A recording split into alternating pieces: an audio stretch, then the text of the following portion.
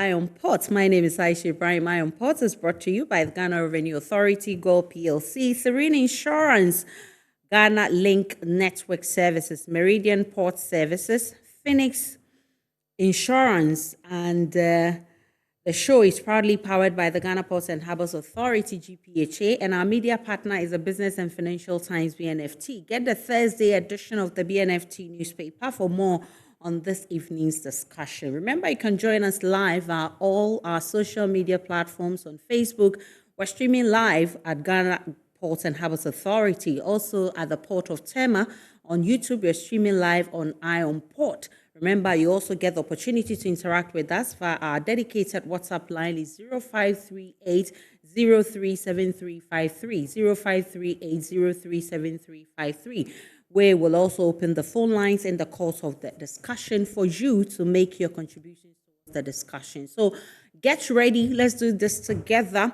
I'll introduce my guest to you. Today we're discussing a very interesting topic, very important for you and I, because you consume fish, I consume fish. In fact, the whole thing called ocean is a very important thing to all of us. So that's what we're going to be focusing on, as this week we celebrated World Maritime Day. Stay with me. I'll be introducing my guest to you shortly after this break.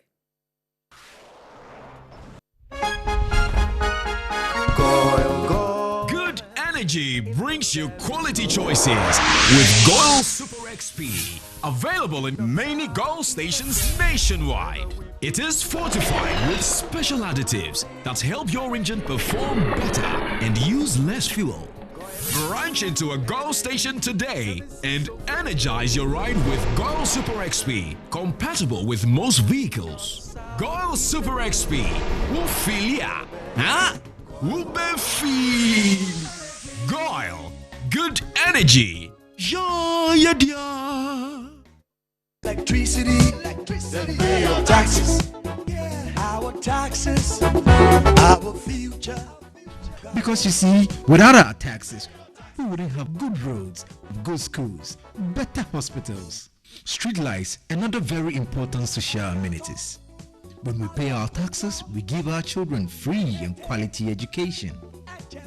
My money too small. Why should I pay my tax? Look, small.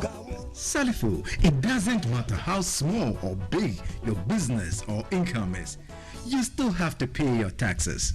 The little taxes from each and every one of us, when put together, could give your community clean water or that deprived school with tables and chairs. Please pay your taxes. It is your responsibility. It is your civic duty. It is the law. Welcome to today's edition of Serene Insurance Business News. We present to you Serena. You're right.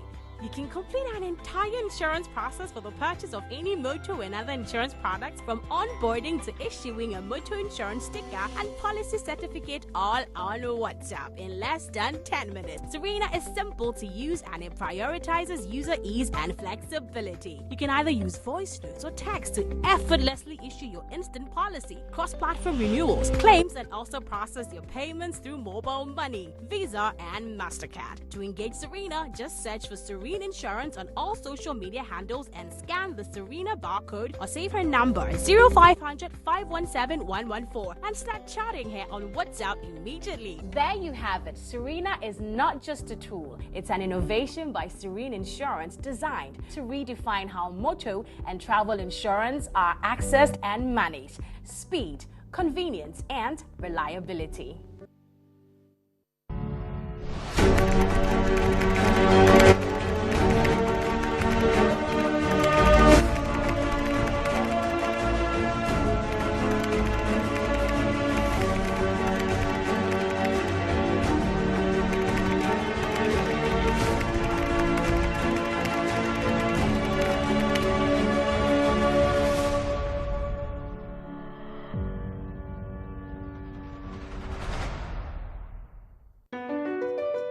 MPS Terminal 3 is Africa's new state-of-the-art container terminal at Tema Port. For manufacturers, agro-processors and traders, the new port means business can be done faster. This infrastructure boost will improve Ghana's port handling capacity, connect more trading routes, and oil the engine of growth for the economy. creating greater opportunities across all sectors as Africa's markets merge and become the largest trading bloc globally.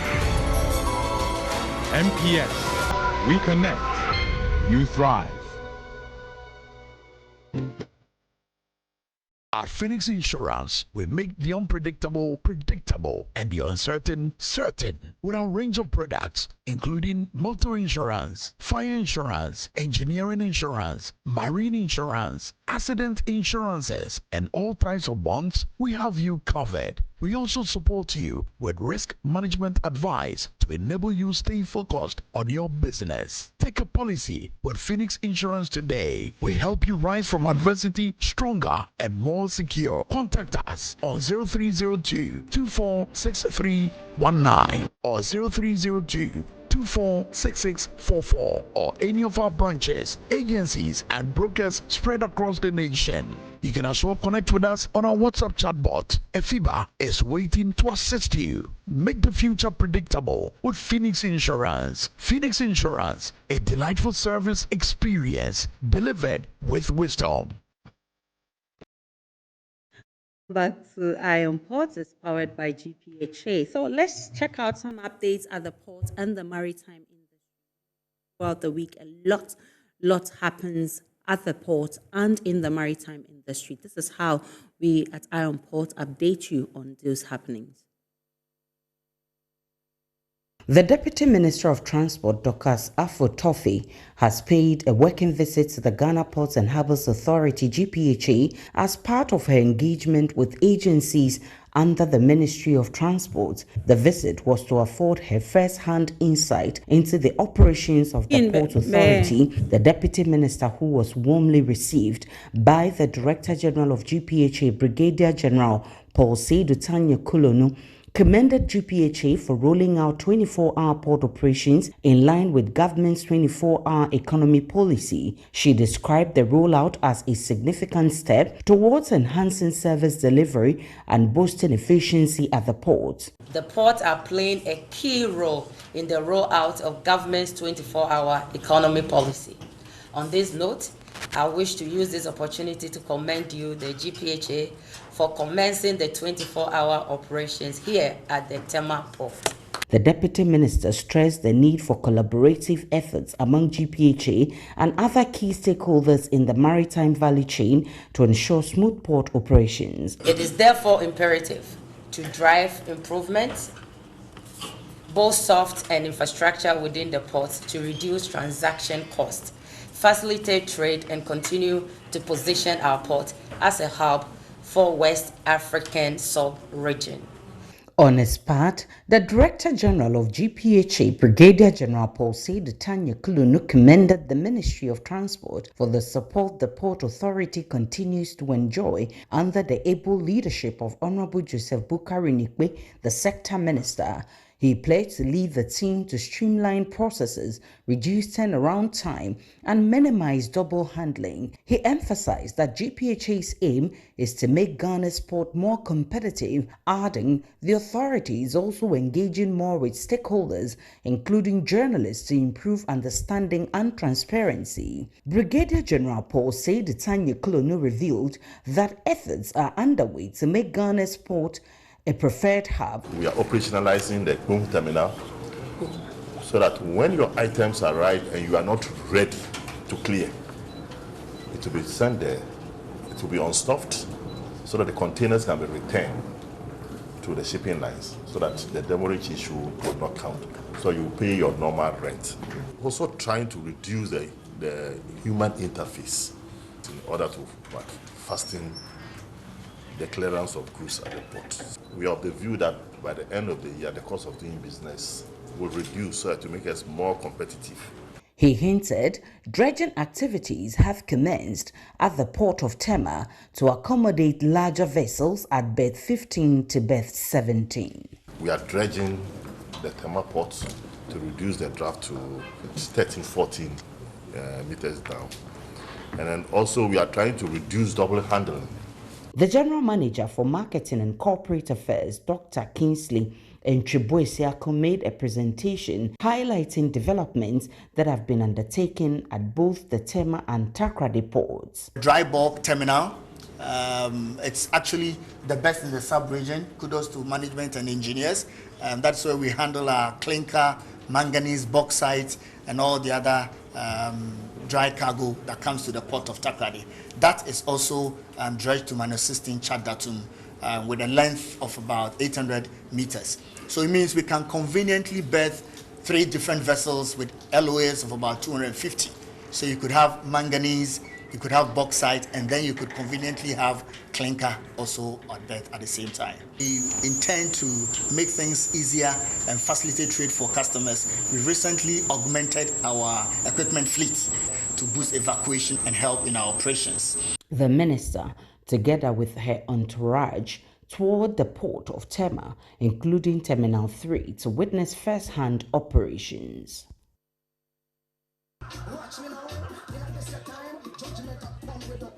The Ghana Maritime Authority (GMA) joined the global community to commemorate the 2025 World Maritime Day. This year's celebration was held under the theme, Our Oceans, Our Obligation, Our Opportunity. A 3-day program was outlined to mark the occasion. On the first day, staff of the authority embarked on a float and community engagement exercise from the GMA premises to Manche Agbona in Jamestown. They interacted with fisher folks, guiding and empowering them with practical measures to protect the sea and reduce plastic pollution. On the second day, a cleanup exercise was organized in collaboration with stakeholders at the Regional Maritime University and Mighty Beach to collect waste along the shoreline.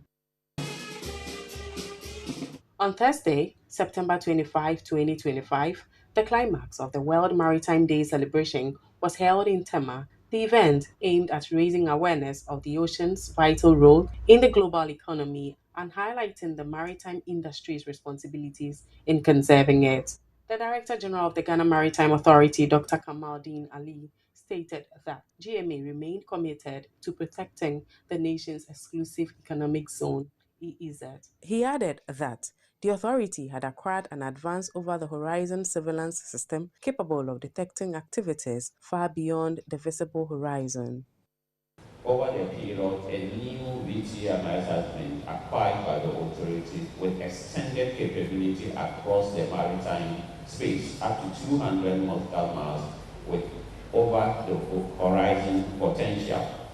That is also being installed soon, and His Excellency will have the opportunity of commissioning it soon again to make sure that our maritime environment is safe and secure. The board chair of GMA, Jemilat Mahama, called for conscious efforts to protect the oceans because of its immense benefit to livelihoods. Let us bear in mind that our ocean connects us. Our obligation to it binds us. And the opportunity it provides empowers us. As we celebrate, let us remember that choices we make today regarding the oceans and seas will echo across generations to come. The IMO representative for Western Central Africa, Captain Dallas Lai, commended Ghana for its leadership in the maritime domain within the sub-region. Our obligation is very clear. It is our duty to protect this precious resource. The IMO, with our member states like Ghana, is at the forefront of meeting this obligation through the International Convention for the Prevention of Pollution from Ships. MAPOL, we are cutting harmful emissions and limiting discharge of pollutants. We are phasing out greenhouse gas emissions from shipping, driving a transition to a zero carbon future. In a speech read on his behalf by the Director General of Administration at the Ministry of Transport, Richard Fidiele, the Minister of Transport noted that Ghana has intensified efforts to secure its maritime domain against unregulated and illegal practices that could pose a threat. Looking into the future, Our commitment to a global decarbonization agenda is unwavering.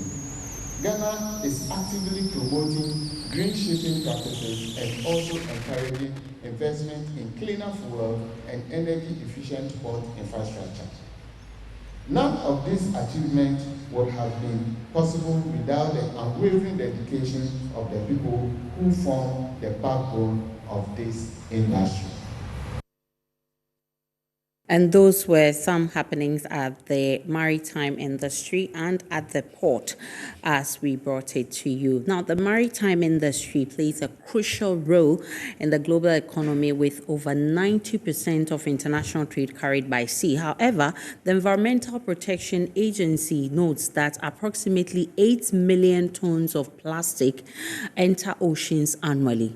More importantly, research conducted by the environmental NGO Ellen MacArthur suggests that by 2050, plastic pollution in the oceans will outweigh fish by weight. Studies show that plastic increases coral reef disease rates by 22 times, threatening marine ecosystem. This environmental impact affects fish population and overall ocean health, making it essential to tackle plastic pollution for the survival of aquatic life. Well, thank God that September offers us a beautiful opportunity to reflect upon these problems as we celebrate World Maritime Day. Interestingly, the theme for this year's maritime celebration, our ocean, our obligation, our opportunity, even sends a clarion call on how critical the matter that faces us. And that's why I am so privileged to be joined in the studio by two knowledgeable men who will help us digest the issues at stake and also look out for solutions to our problems. So I've been joined this evening by Kweku Amponsa Boahene. He's a board member of the Plastic Punch. Thanks so much for joining us, Mr. Boahene. I'm so happy to have you here. Also with me in the studio is Albert Derek Fiatui, who is Executive Director at the Center for International Maritime Affairs. Thanks so much for coming. So let's get the ball rolling, gentlemen. And first of all, I want us to chew on this whole research by this MacArthur Foundation that says that by 2050, we'll have more plastics than fish in the ocean. So worrying, right? Let's start with you, Mr. Boyne. Thank you very much again. Aisha, I think the data that you just represented doesn't even post the whole picture yet. Okay. There are a bit more of danger on our side. Okay. If you look at all the research that has come out and where we are heading towards, it's quite clear that pollution from plastics, if we don't take care, is going to give us a problem that we can never solve. Because the advent of production of plastics until they leave the earth, it is something like a demon that has been set forth for destruction. Okay. For instance, if you look at what we know, it is clear that plastics actually take close to 500 to 1,000 years before they leave the earth. Okay. But that's even a myth. It is not true. Okay. The truth is that when it gets to the 1,000th year, they turn into microplastics and nanoplastics. They get ingested by fishes and they get back into our ecosystem. So they usually don't even They go don't away go anywhere. at all. Plastics never leave the earth. Okay. And that is the gloomy picture we want to post today. Again, if you look at the volume of plastic that we are producing, if you look at the topic we are discussing today, we want to reverse the effects of plastics. But it appears that the volume of plastics coming into the environment totally outweighs the actions that are being taken globally. And if you come to the West and Central Africa, it's even worse. So the speed of production and pollution far outweighs what we can do as human beings in reversing that trend. You mentioned 2050. Okay. It is getting closer than that. It is clear. A lot of research is going on. It is clear and possible that 2050 year may be taken aback. The years will be reduced. Okay. So it tells you the speed of the pollution as against the action that are being taken. So I think we are in for a big trouble if we don't start something very. We are in for a day, Albert Fiatui. This must be worrying. I mean. Thank you very much. Let me take the opportunity to extend regards to our viewers and our members of the Center for International Maritime Affairs Ghana, our fellows and other directors. Yes, indeed, we are in danger as a continent and as a globe because the research the figures that we've put out, like my brother says, are not even very accurate. Okay. Doesn't mean that they've not done a good work. But what we know is that about 250 million tons of plastics are already in the oceans. Okay. And the 8 million is what goes in annually, if not more than that. So to say that 2050, I think is not very accurate because we are now in 2025. So that is 25 years. Yes. Our projection is that by 2030, if nothing is done, if any major action is not taken, whatever they are projecting for 2050 will come earlier than expected. Okay. Yes, thankfully the Ocean Decade is now awake and is calling on nations to take pragmatic actions. But we are saying that there is more that needs to be done. The timeline they are giving to the countries are too long. They need to put a lot more pressure so that the danger ahead is taken care of. If not, we will not be able to live because at the end of the day, we know that the ocean is the biggest carbon sink. Okay. And if it is the biggest carbon sink, where we are now, climate change is destroying everything. And the ocean is the only thing that is holding us up. And we are not able to take care of it.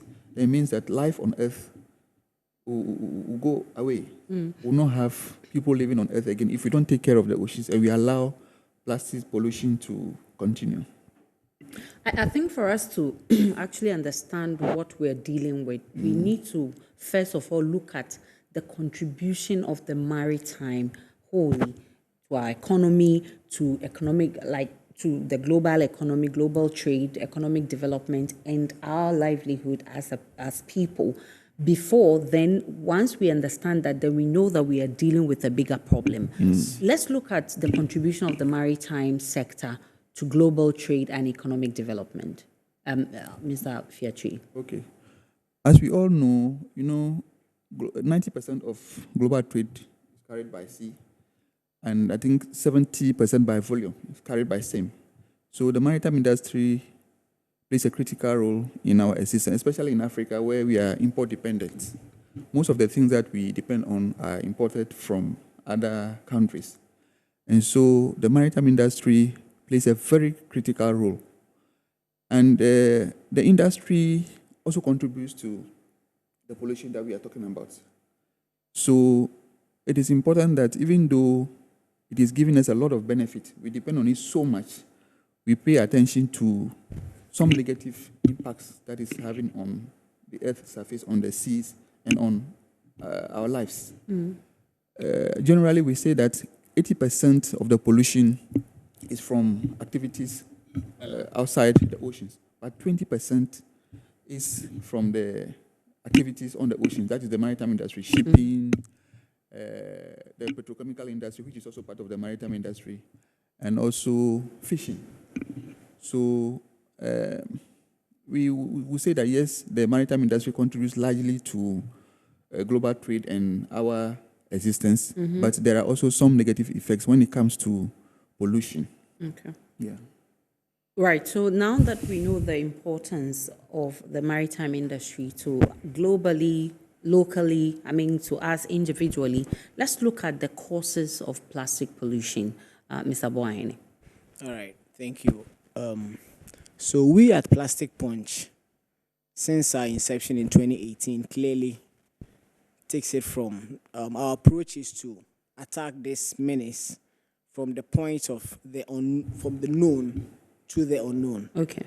So what we know, like my brother said, is that 80% of pollution is from land, about 20% from the seaworld. Okay. So what that tells you is that whilst we are on land, we clearly may have to tackle the problem from there. And that tells you the cause and effect. And as you rightly asked, the causes of pollution are myriad, quite a number of them. Households contribute to it. But first of all, I'd like to place it mainly at the doorstep of manufacturers who produce plastics. Okay. They are the major cause of people that we need to look at. And then you come down to look at households who do use plastics each and every day. In our environment in Ghana, you can clearly see that any time that you step out there, you are given a plastic, what we call the single-use plastics. You buy a product in Ghana today, 1 Ghana cedi, and you are given a plastic rubber, polythene, to use. You step into the next shop and you are given another plastic. It tells you that the contribution of the human being, whilst as citizens in Ghana, tells you that we are doing so much. So one of the causes of pollution on the ocean comes from we the citizens. Our consumption patterns every single day. We use plastic in water, in bottles, in drinks, all the time. And packaging our food. We have food plastic now, yeah? the styrofoam and everything is all around. Yeah, and talking about this wrapping of stuff with plastic, sometimes I go to the market or to the supermarket or something and I'm overwhelmed. So what I do is I take off the packs and I leave it with them and I take the products. After all, that's what I want. Thank you very and much. That's what I bought. We are grateful. You are joining the campaign, and that is rightly so. We at Plastic Points, we don't take rubbers when we step out there. Yeah. You buy your product, the products you need. These plastic polythene bags are not so much needed. Yeah. After all, you can carry paper bags and stuff for carriage if you want. So I've mentioned 2 main causes: manufacturers, citizens. We are also looking at the seaward fishers by the use of their fishing nets. They are so, the molecules that are used to produce things are so solid that when they drop them in the sea, they don't decay and they contribute to the volumes of plastic that we have in the sea. We are also looking at direct leaching and dumping. Let me tell a very interesting story of when I live in the Maritime University campus. Usually, the World Maritime Day is our ocean, our obligation, our opportunity. The ocean is supposed to be an opportunity for us, but sorry to say, in our part of the world, I was living very close to the sea. But when I get visitors in my house, instead of taking them to the beach, which is the best recreation for them, I rather send them to the malls in the inner city. And you ask me why? Am I crazy? No. I do that because if you look at the volume of dirt at our beaches, it is not palatable to visit as recreation.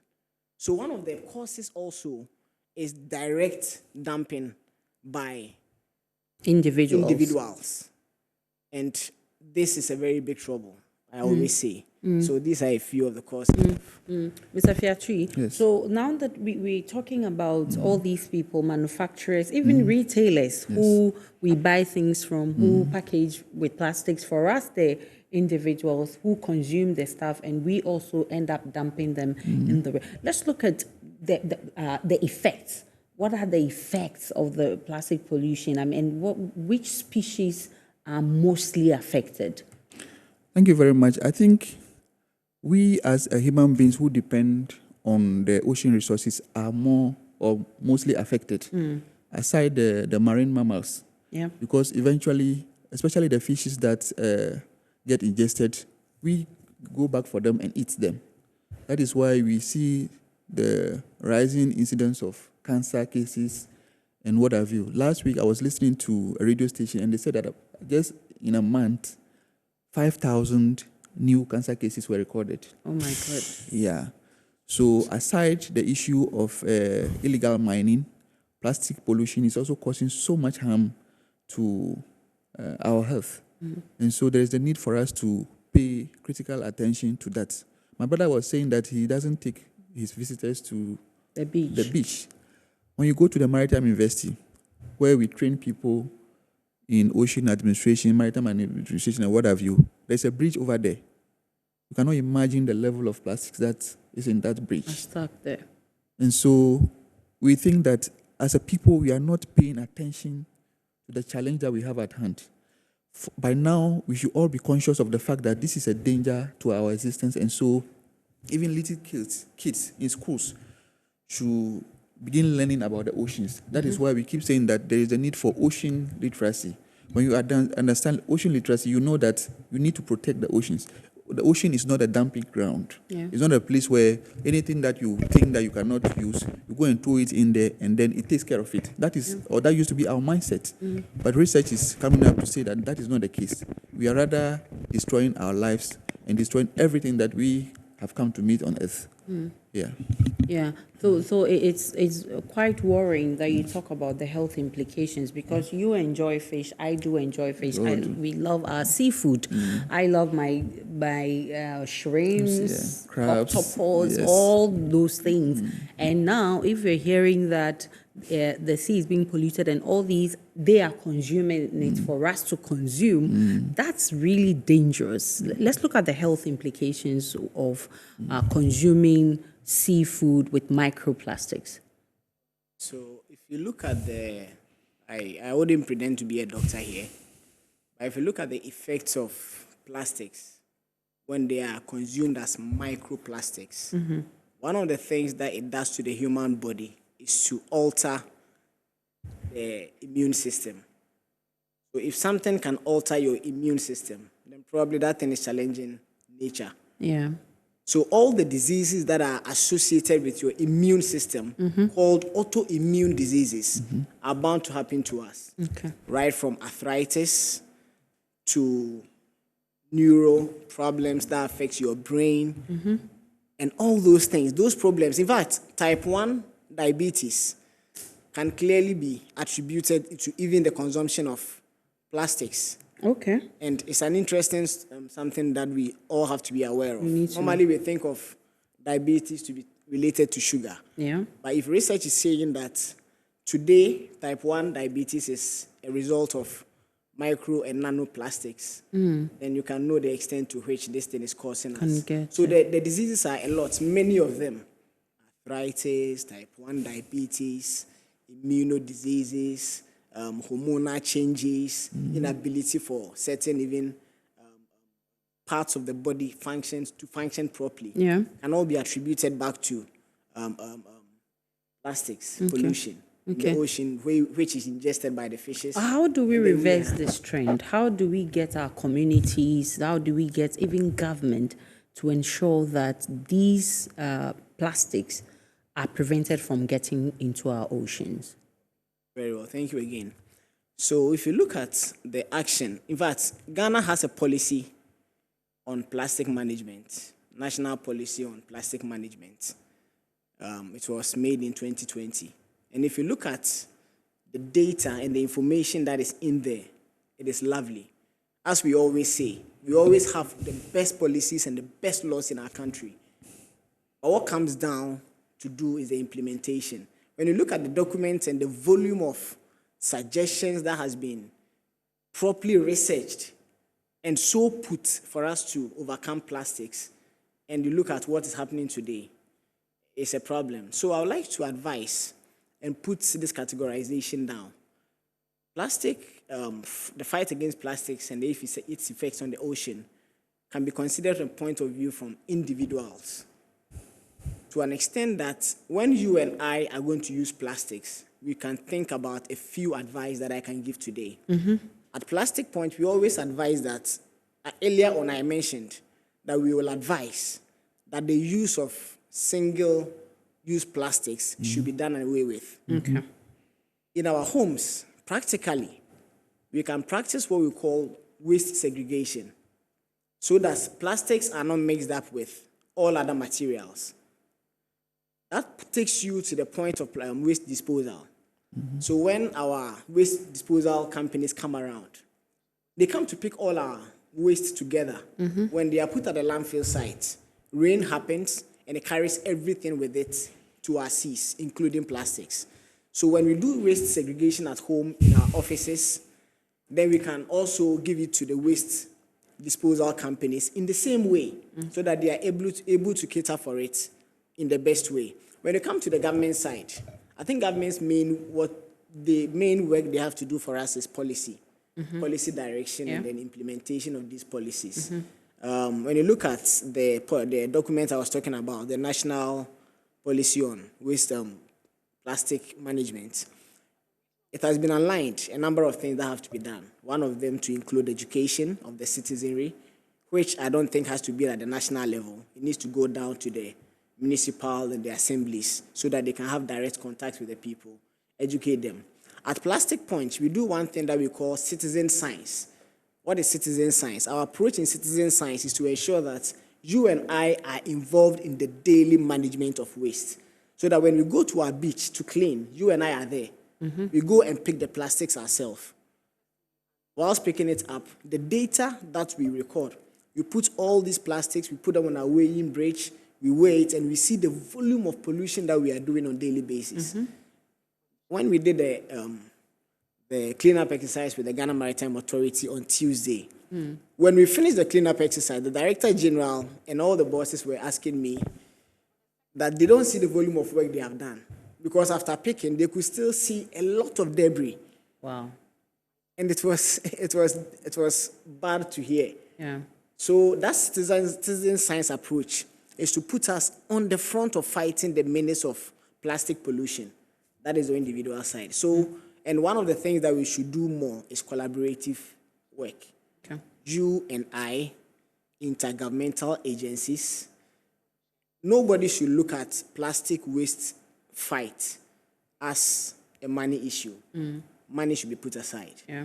We should first attack the issue, and when finances come in, then we also. And it should be collective. It should be a collective responsibility. Including manufacturers. Because I'm happy you mentioned the issue of policies, and that brings me to how effective the policies regulating marine pollution has been. How has that been over the period? I think I would say that we have had very fantastic policies in place. The challenge, however, is the implementation, the enforcement of those policies to make sure that we are able to tackle the challenge. About 3 years ago, the UN Ocean Panel under the United Nations came up with a plan that all countries should come up with their sustainable ocean plans. And in that plan, they are supposed to take care of challenges such as the plastic pollution. So far, some countries, I think few countries have been able to come up with a plan. I know Ghana is working on it or has worked on it, but we are not seeing the implementation anywhere. And for us, the solution now goes beyond just policies. It's about going to the people and letting them know that this is the challenge that is at hand. Let's go to the schools so that the young ones will begin to understand what the problem is. If we say we have policies at the national level, at the assembly level, or at any other level, and we are not enforcing such policies and making sure that people understand the challenge itself, I mean, nothing is going to happen. Across board, we have very good policies, we have very good regulations, we have very good laws. Even last year at the United Nations Environment Programme conference that was held in Geneva, it was mentioned that yes, they are leading policy, but now it has gone beyond just the policies. The organizations that are affiliated to the UNEP has to now take the responsibility to go to the ground and make sure that we sensitize the people to appreciate what we have at hand. So yes, the policies are good, but now we have run out of time on them. We need to rather hit the ground running so that we can be able to address the challenge. So then that takes us to technology and innovation, because I can recall that I have done so much research in plastic waste. When I was my first degree, my thesis was on plastic waste. I have done at least 2 theses on plastic waste. And I mean, for all these years, we've been talking about this, and you talk about the fine policies that we have, but we still are not going anywhere. That means that probably we have to change certain things, because we can't be doing the same things and expect to achieve different results. What then can we do with technology and innovation? How can this, seamlessly be incorporated in our activities to ensure that we reverse this trend? Thank you. All right, so earlier on, the point of interagency collaboration came in. I think this is where the idea must start from. No one individual or institution is a repository of knowledge. So it is clear that there are other institutions who are engaged in these directions. We must look for their knowledge and implement them. At Plastic Punch, one of our ongoing programs. It's called COESN. Okay. That's Coastal Ocean Environment Summer School. Okay. In Nigeria and Ghana. And then one of them also is Protego, Prevention of Litter on the Oceans. With our collaboration with these institutions, especially Allegri from Germany, they came out with even one technology that we can start looking at the source of pollution in Ghana. And simply put, by putting maps together. Okay. So on our website, if you go there, you can look at the plastic pollution hotspots in Ghana. This is simple use of technology. But sitting down Ghana here, we thought pollution fight is about segregation, cleaning the beach, disposal, and that. Yeah. So it's very good we have brought in technology. So even our mapping system can be used to identify hotspots for plastic pollution in Ghana, so that we can have much pinpoint attention to those areas, whilst energies can be concentrated elsewhere. Another technology that we can also look at, since we are saying that most of 80% of our plastics in the ocean are from land, one of the things that we can use are ocean barriers. Ocean barriers. These are extended casings which are put in the ocean of our river bodies, who are the tributaries carrying the debris. We can put these barriers in the ocean, at the front of the ocean, or within our river bodies, so that when the debris is being carried, when they get there, they will be trapped, and then they will be taken care of. AI is abundant today. We cannot say we are not going to deploy AI in our use, whether in research, whether in deploying them on the ocean. There are even acoustic focus devices, which are like scanners. They are deployed. If you look at Germany and all these areas, they are doing so much of that. So what that acoustic focus does is that it uses radar to just go into the sea, identify plastics, gather them, in fact, push them, it's like magnetic effect, gather them together so that they can be collated and cleaned as easily as possible. So these are technologies that are going on in the world. So if you talk about collaboration, it comes down to the use of technology. We cannot say that we are sitting down here and everything, like you said, we cannot do the same things every day and expect different results. We need to change our approach, and technology is one way to go. Technology is one way to go. And of course, that means we have to talk about the bigger picture. We've been talking about sustainable shipping. We're talking about the bigger picture, which is the maritime industry. What really are the challenges, and why can't we promote sustainable shipping? I think what the challenges are enormous, but for the maritime industry, specifically shipping, I think IMO, the organizers of the International Maritime Day have come up with some measures to tackle their aspect of the challenge. That is to reduce the emissions from ships in the oceans, and also ensure that our seafarers and the members of the shipping fraternity who ply the seas are able to abide by the rules and regulations guiding their operations at sea, especially when it comes to pollution. There are tracking mechanisms now in place that they are able to follow ships, such that when they pollute, they monitor them and penalize them. That is the reason why they also came up with the issue of the reduction in sulfur content. I think 50%. 50%. And so the challenges are there, but for the maritime industry specifically, measures are being put in place to be able to tackle it. Okay, but we're talking about technology and innovation. What role does it play in all of this?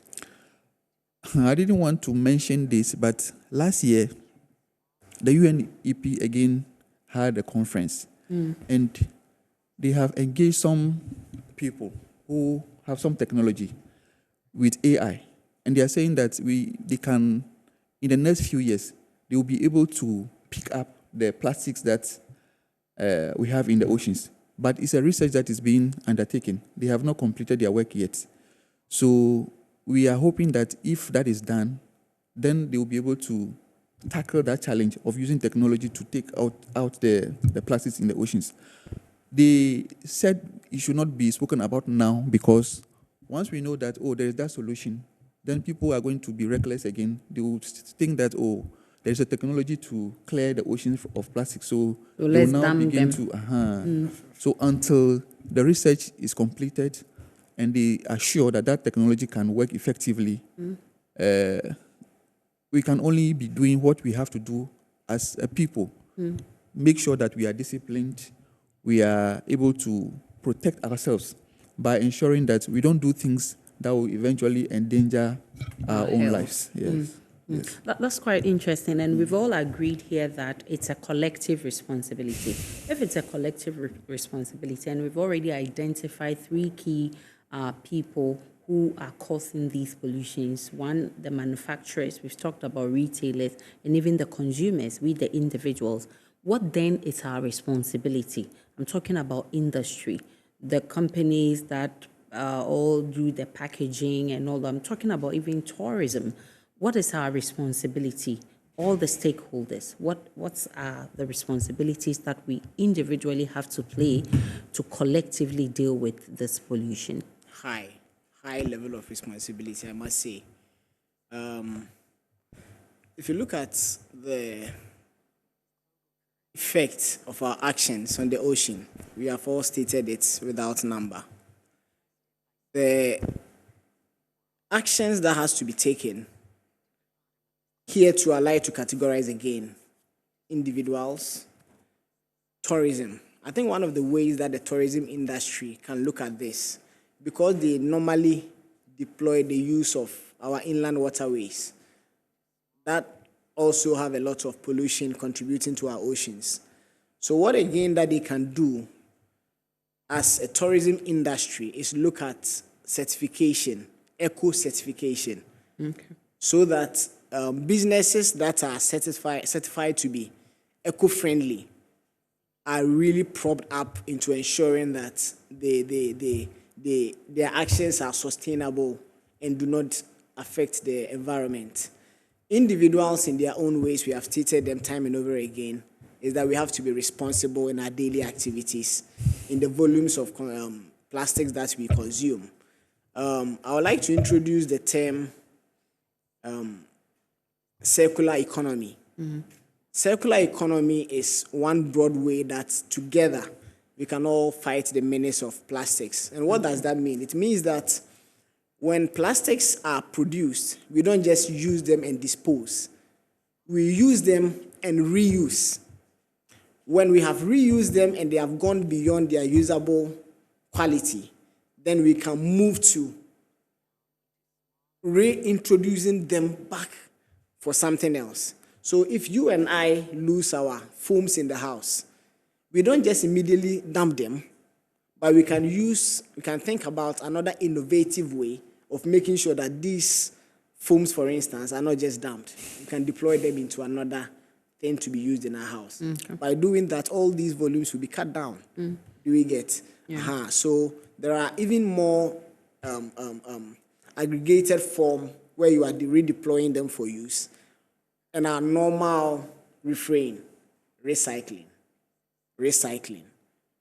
If you are not deploying them again in the house, we can dispose, but let us recycle them. Let us segregate them properly and recycle them for use back into the environment. By doing that, it looks like a more sustainable way of dealing with the volumes. This method deals with the volumes of plastic that are produced and eventually end up hitting us. When I return from this break, we'll be looking at more innovative solutions to our problems. We would also be looking at international corporations and agreements that are needed to effectively address this challenge. Plus, we'll be looking at how we can use biodegradable alternatives to traditional plastics to help reduce marine pollution. You would also get the opportunity to send me your WhatsApp messages, which I'll be reading shortly. The number is 0538 037353. All of that after this break. Do stay with us.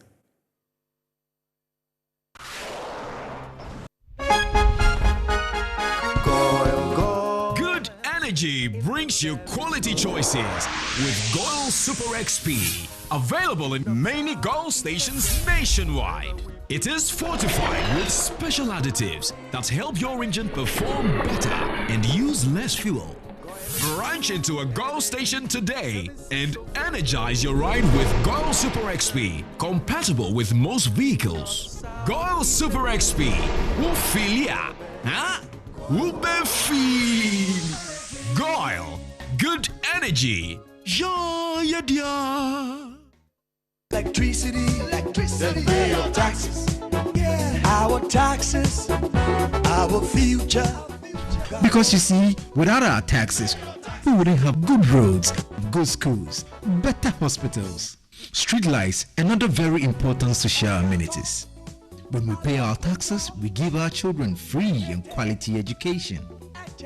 Talga, my money too small. Why should I pay my tax? Look, small. Salifo, it doesn't matter how small or big your business or income is. You still have to pay your taxes. The little taxes from each and every one of us, when put together, could give your community clean water or that deprived school with tables and chairs. Please pay your taxes. It is your responsibility. It is your civic duty. It is the law. Welcome to today's edition of Serene Insurance Business News. We present to you Serena. You're right. You can complete an entire insurance process for the purchase of any motor and other insurance products, from onboarding to issuing a motor insurance sticker and policy certificate, all on WhatsApp in less than 10 minutes. Serena is simple to use and it prioritizes user ease and flexibility. You can either use voice notes or text to effortlessly issue your instant policy, cross-platform renewals, claims, and also process your payments through mobile money, Visa, and MasterCard. To engage Serena, just search for Serena Insurance on all social media handles and scan the Serena barcode or save her number 0500 517 114 and start chatting her on WhatsApp immediately. There you have it. Serena is not just a tool, it's an innovation by Serene Insurance designed to redefine how motor and travel insurance are accessed and managed. Speed, convenience, and reliability.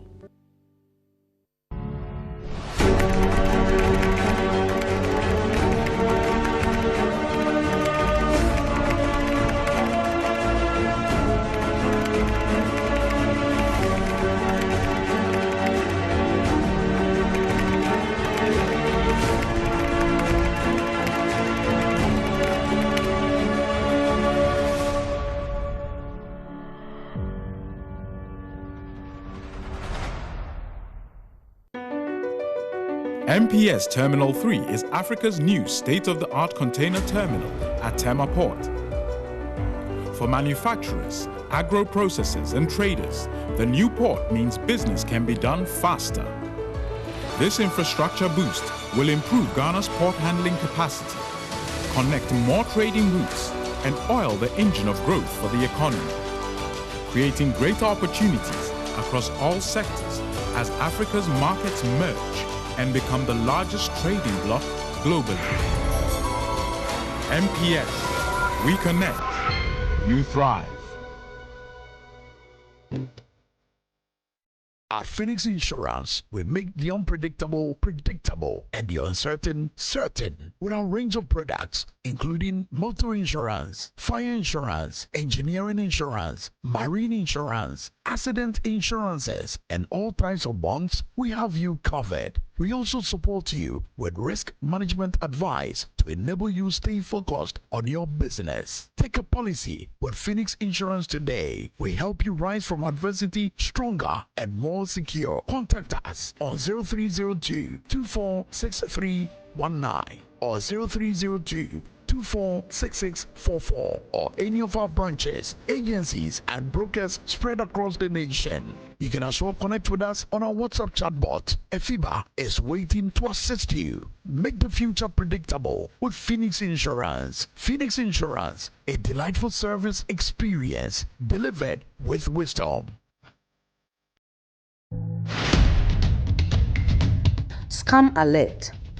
It has come to the attention of the Ghana Ports and Harbours Authority that certain unscrupulous individuals are fraudulently using the name of the authority to deceive and defraud members of the public. These individuals have circulated a post on social media falsely claiming that GPHA is currently conducting a recruitment exercise and urging the public to engage with them. We wish to state emphatically that GPHA is not conducting any recruitment exercise at this time, and the authority has not authorized any individuals or entities to advertise or facilitate such activities on its behalf. We urge the general public to disregard these fraudulent messages and to verify any official communication directly through our authorized channels. GPHA remains committed to transparency and will always communicate legitimate opportunities through its official website and recognized media platforms.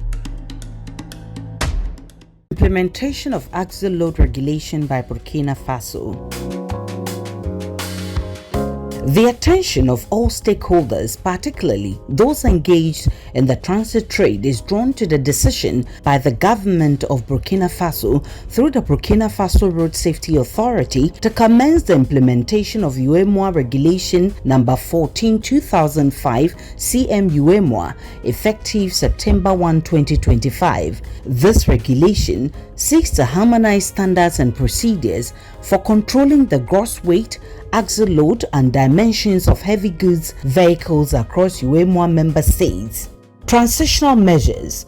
Effective September 1, 2025, all non-compliant trucks, domestic and foreign, will be denied access to Burkina Faso's road network. All stakeholders are strongly advised to take note of this directive and comply accordingly. This enforcement will also apply to transit vehicles using Ghanaian ports en route to Burkina Faso in order to prevent delays or denial of entry at the border.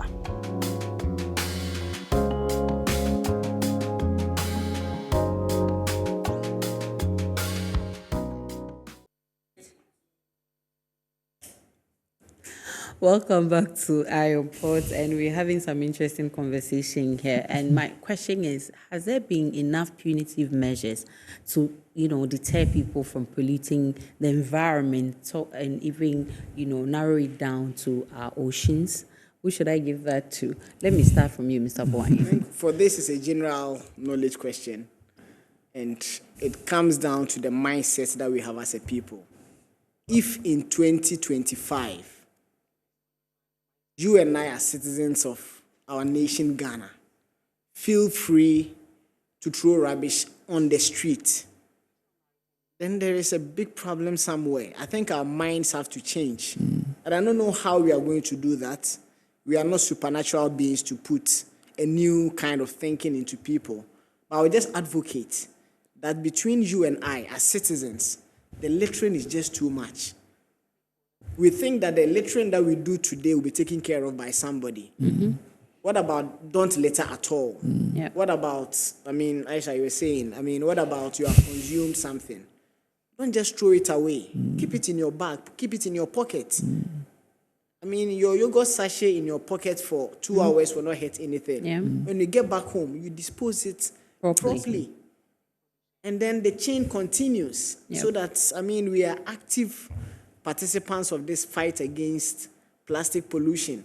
In fact, when you litter, just know that one day you will eat it. Yep.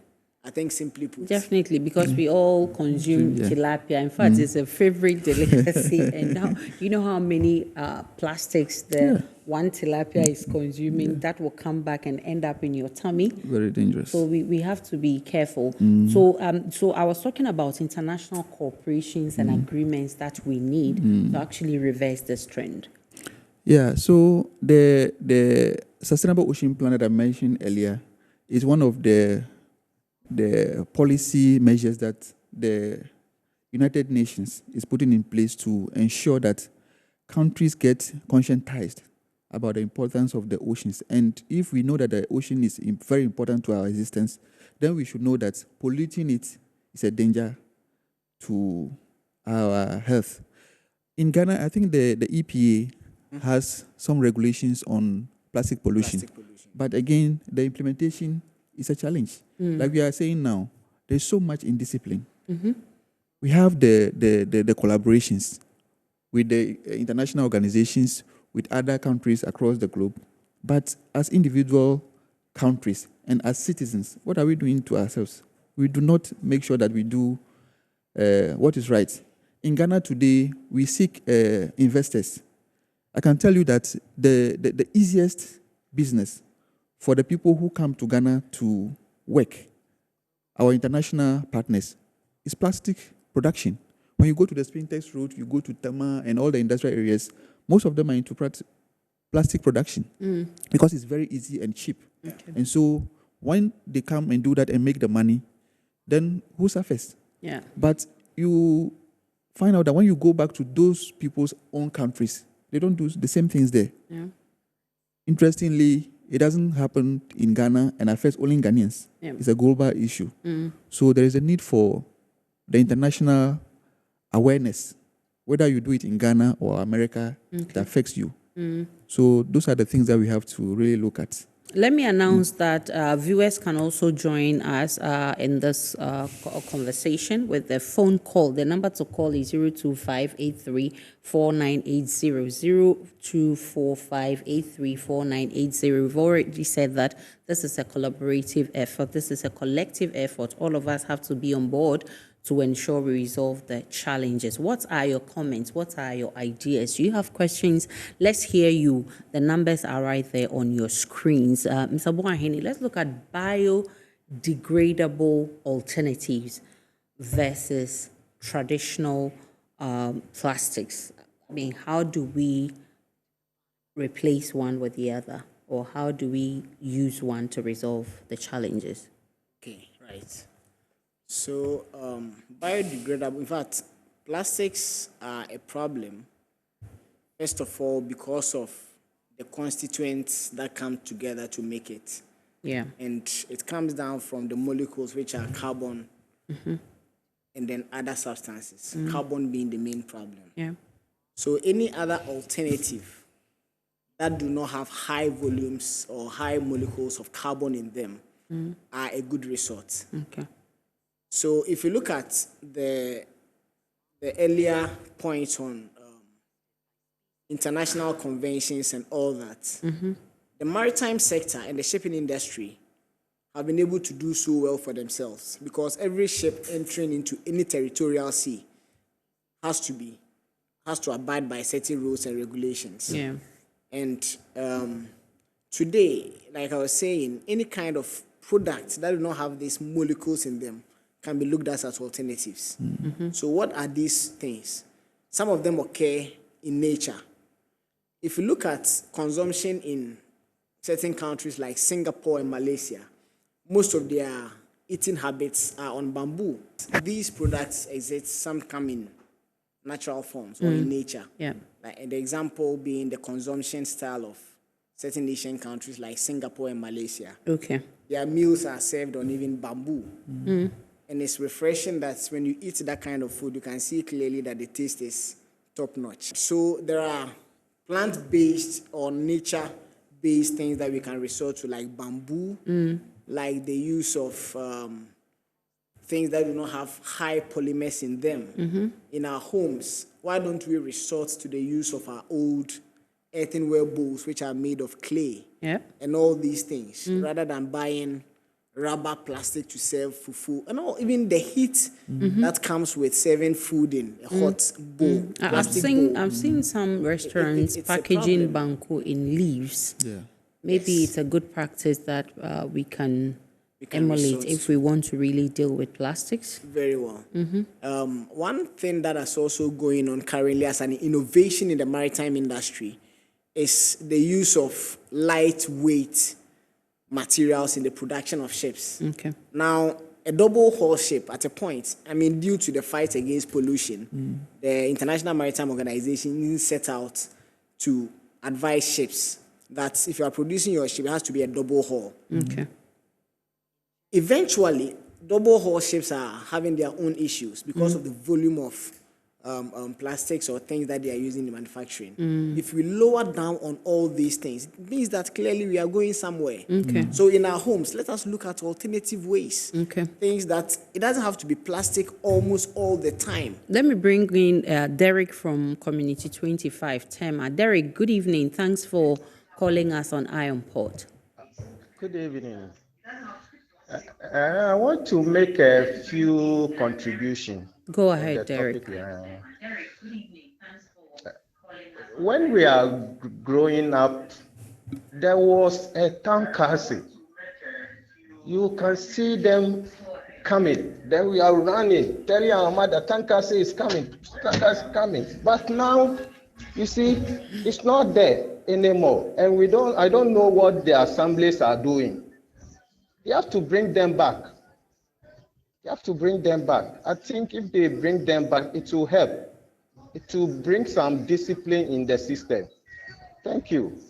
Thank you very much. Derek called us from Tema, Community 25. He says we should bring back town council. But I say, people, why do we need someone to push us to do the right things? I mean, if you and I living in, would you sleep when they ask you to go and sleep at like a refuse dump? Would you sleep there? So why do you need someone to tell you to clean your house? Zafia Tui. I think it's just the indiscipline, first of all, and also the fact that a lot of people do not appreciate the effects of what we are talking about until something happens to you or a family member of yours is sick. Maybe you go to Kolebu and they tell you that, oh, this cancer or this sickness is caused by consumption of some plastic, whatever. Then you begin to appreciate what we are talking about. So most people, I would say, are ignorant of the actual effects of plastic pollution. Yes. It's not only on marine mammals. It's not only on the fishes in the sea, but ourselves. Do we want to kill ourselves? No. Yeah. So that is the level we have to get to, that whatever we are doing with plastic pollution is killing us. So let us stop it. Joe from Pantine is back. Joe, good evening and welcome back to Iron Port. Good evening, Aisha. I love your program and it's an interesting topic you are discussing. Thank you. I don't want to think that the discussion is only limited to marine life. Because the plastic menace is crazy. I, for once, had thought about it, and I want all and sundry to get involved. In fact, from the Ghana Education Service, train the school kids on how to manage plastics, probably get a recycling plant in each and every second cycle institution, so that we can come up with something innovative with the plastic waste. A couple of weeks or months ago, I heard the president declaring that he's going to ban plastic, and I don't think that is the way to go.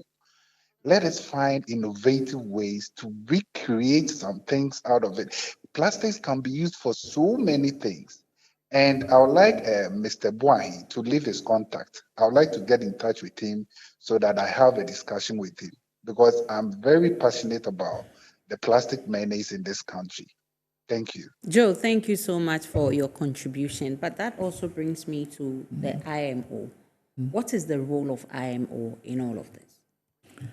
Well, the IMO, the International Maritime Organization, they are the UN body that is supposed to regulate the maritime industry specifically.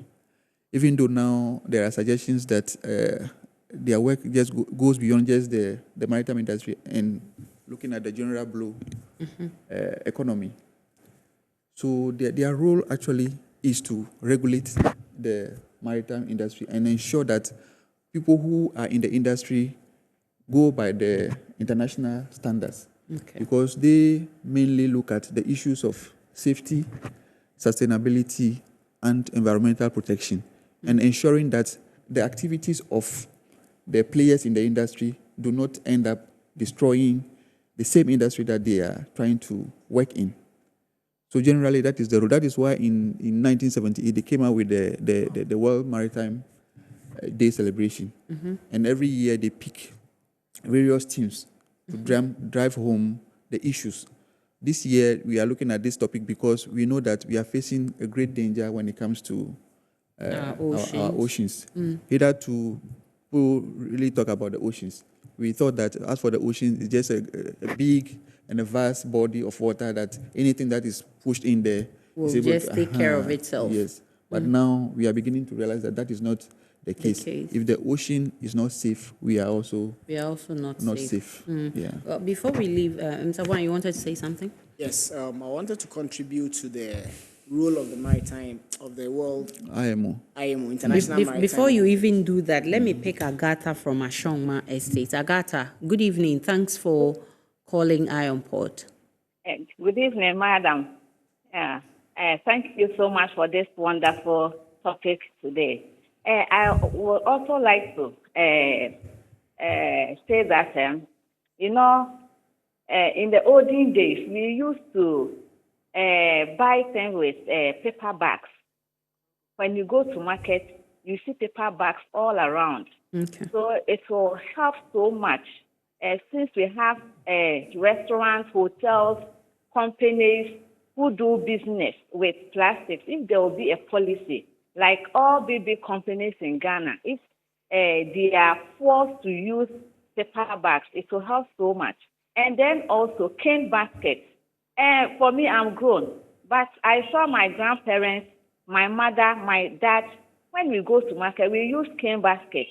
So we pack everything inside, cover it with a napkin, then we bring them to the house. But for now, the prices are so much. If cane baskets can be introduced again, and we should start it from our schools, it will help so much. And then our schools will know the dangers involved in applying plastic so much in our homes.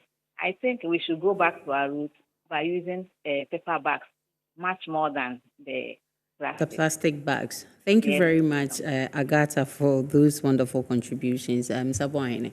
All right, so just quick on the IMO. IMO basically regulates the maritime industry, and they sit at the top and look at the down. Normally, we think IMO is a bit reactive. They wait for things to happen, and then they promulgate policies to cater for them through their conventions. But the MAPO convention, since its existence, has done so much to the industry in sustainability. But let me just put that quickly and then come to one policy way that we can manage our manufacturers. It's what we call the EPR, Extended Producer Responsibility. This responsibility is placed at the doorstep of the producer to ensure that right from sourcing your raw materials through production to consumption to the time that the plastic is completely used, you are responsible for all that chain process to ensure that, you keep an eye on your product, which is the plastic that you are putting in the environment. We are not saying if you think you cannot stop your manufacturing to alternative and sustainable other ways, then we are advising that EPR is something that they can use, Extended Producer Responsibility, to ensure that they put it as part of a strategic plan in everything that they do in their operations, to ensure that when they source, they are monitoring. When they are producing, they are monitoring. When consumers are using the products, their eye is on it, and they will have a way that they will get back their products so that they are properly disposed and not left for the environment to come and bite us. Mr. Fiatui, your last words to viewers out there, to stakeholders, because we've all agreed that it's a collective responsibility. Yeah, I think we can say that there is the need for us to do more than we are currently doing. So there is this call, it's a global call, that all of us must put our hands on deck and ensure that we eradicate plastic pollution. What my brother was talking about ties into the polluter pays principle. Yeah. So that those who are responsible, I think the IMO has some fund that whether you pollute or not, you contribute to make sure that they give these monies to organizations that are in the fight against plastic pollution. I'm grateful for your time, gentlemen. Mr. Boahene is with Plastic Punch and Albert Fiatui is with CIMAC. Grateful that you joined me. Iron Port is brought to you by the Ghana Revenue Authority, Go PLC, Serene Insurance, Ghana Lake Network Services, Meridian Port Services, and Finis Insurance. Remember, the show is proudly powered by the Ghana Ports and Harbours Authority-GPHA, and our media partner is the Business and Financial Times, BNFT. Make time to watch the abridged version. It's at 8:30 p.m. on GTV. My name is Aisha Ibrahim. Do enjoy the rest of your evening.